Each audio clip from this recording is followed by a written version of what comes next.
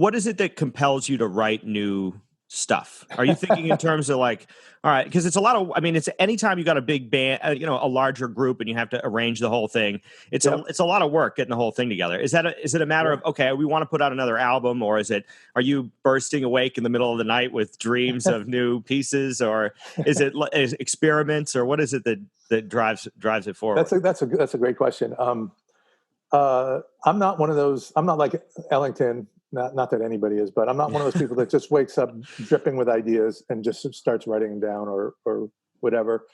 I'm more of like a sort of, we need this, okay. Like I think about our recent performances. What do we need? We need something. We need another fast tune. We need a tune that has changes. We need a grittier tune. I sort of wrote often for repertoire management, I guess, and that would give me a little bit of guidance about what, and then I would also think in the Ellingtonian way about, okay, so-and-so hasn't had a good feature written for him for a while. So let me write something to make him sound good.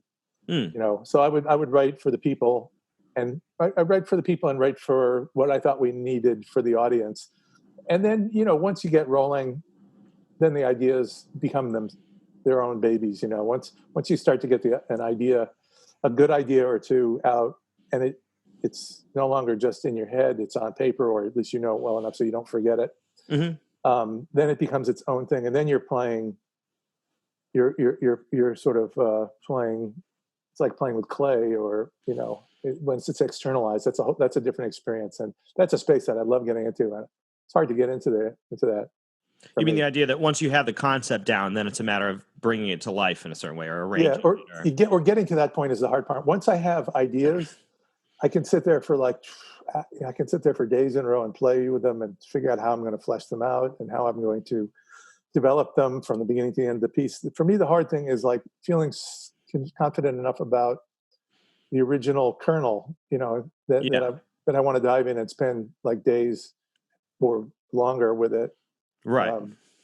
And it counts a lot if that kernel is strong in the first place. Right. Well, that's just it. Yeah. But sometimes you don't know until the end anyway. I mean, I don't know. I don't know how many arrangements I've done for a nonette where I finish the thing and then we play it once and I just throw it in the garbage to say, well, okay.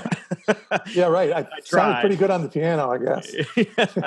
Yeah, no, I've got files full of uncompleted stuff. And to my benefit, and thank you to the guys in the band, somewhere around 96 or 7, I started bringing sketch scores to the band instead of feeling like I had to do a finished thing with finished parts. And I was still writing parts by hand, and that takes, forever. Yeah.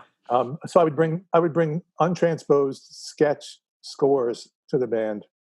So where everybody's reading off of like score paper, and the guys indulged me enough to, pick out their inner voice, the horn players, you know how hard it is to read an inner voice in a voicing, and transpose it.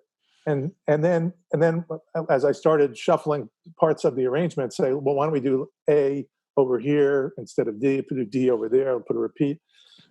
They indulged me in a way that, it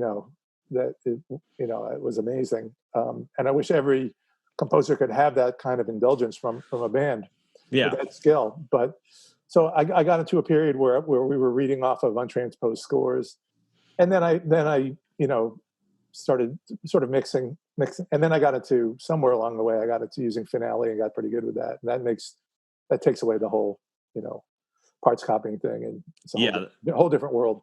Helps a lot. Yeah. That seems like a good format too, to be able to bring the music in and play it while it's in its formative form, because a lot of the time you write something out and it looks good on paper, or what the organization is going to be, but it doesn't have the same life that you might have if you were improvising, or if you're making something up on the fly, or if you're working with a band where, okay, well, that space is filled in by the bass player and the drummer. There's things you can hear in real life that you don't always get, with pencil on paper. Now, given that we're not all Mozart, right? We need a little bit of audio feedback to get, and Finale, if you're, depending on how you set up your workflow with Finale or Sibelius or whatever you use, You can kind of do that. You can do that, work that same way where you really reshuffle arrangements, after you heard them. Yeah. You have to be somewhat dedicated and you have to be organized in a way. Sure. But it's doable. Once I realized I could do that, then I stopped torturing them with untransposed, handwritten, tiny little scores with like tiny little notes the size of like, ticks. Yeah. Deer tick, whatever. Right. Yeah. Good reading practice, though. Anyway, oh God, and you know what? Gil Evans did some with his band. I noticed he did some of the same stuff. He just handed out scores, and those guys were doing it. And so I felt like I'm not an unprecedented torturer here. It's been done before, but it's nice when you can make it easier for people. Yeah.